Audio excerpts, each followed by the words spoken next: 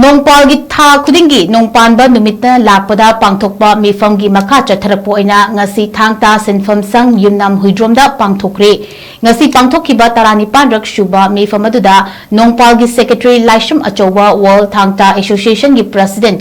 doctor Huidrom Prem Kumar नोंपालगी executive member Singh अमदी resource person ओइना सीनियर जर्नलिस्ट वायल काटी की एडिटर हेमंत कुमार निंगोंबम अमदी social scientist doctor Danvi Laishram सु सरगियाकी ngasi thawam aduda mari leinana nongpal secretary laisham ibochou na phonglokhibada nongpal na irang asina sohalaba awaba taraba kayada mateng kaya pangkhre makha na su ngamliba makhai nongpal na awaba taraba kaya gi mateng pangkhigani haiba wafam thamki हरोखिबा Meitei अमदि अखोइगी की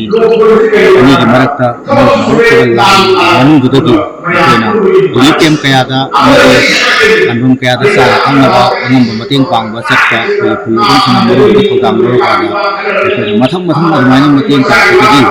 अखोइ से समाइना सुम कागदी याना अवाम मने अखोइ करी दरगदी अखोइ कमाइना पुन मतेंग पांगमिनबा या कदे हाइबा खनबा माइना मथम मथम खनरखुदगी अखोइगी वांगोइ केंद्रगी ओइबा पुनबा रूपमा कोइ सेमना कोनरखि अदगी मतुंगा अखोइसे याम कुपना अहलमल नाइबेन कयामा याव मतुंगा याम कुपना खननेना मतुंगा अखोइना नोंपालसी माइना सेमखिगे हाइबि मतंगा समनि खंजरगदा नोंपालसी अखोइ मैतेगी ओइबा अखोइगी मैते खुनाइदा सुखरलिबा मैते खुनाइसे क्रियामगी अखिबि लेर सुकुम कयासिदगी अखोइना मैते सेमबा लाइफम अमदि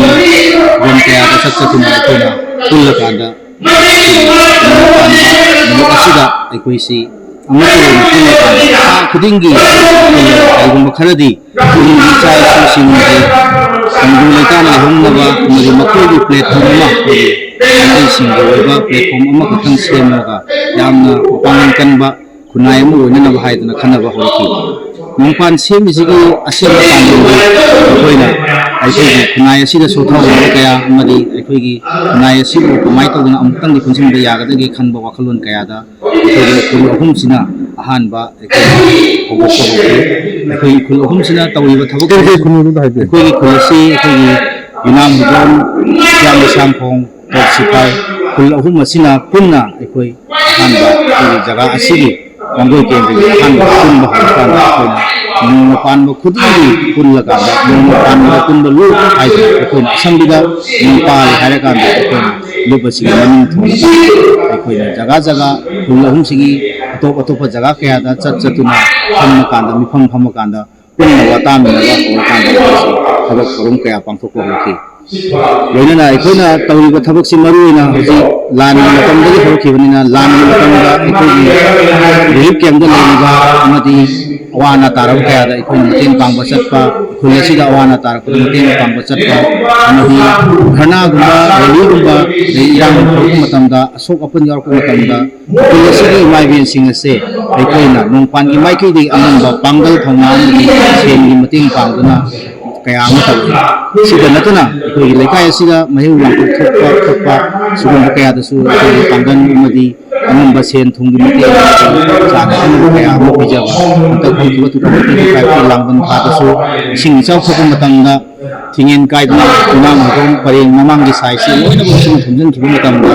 अखोइना चेंग हवाई चिनी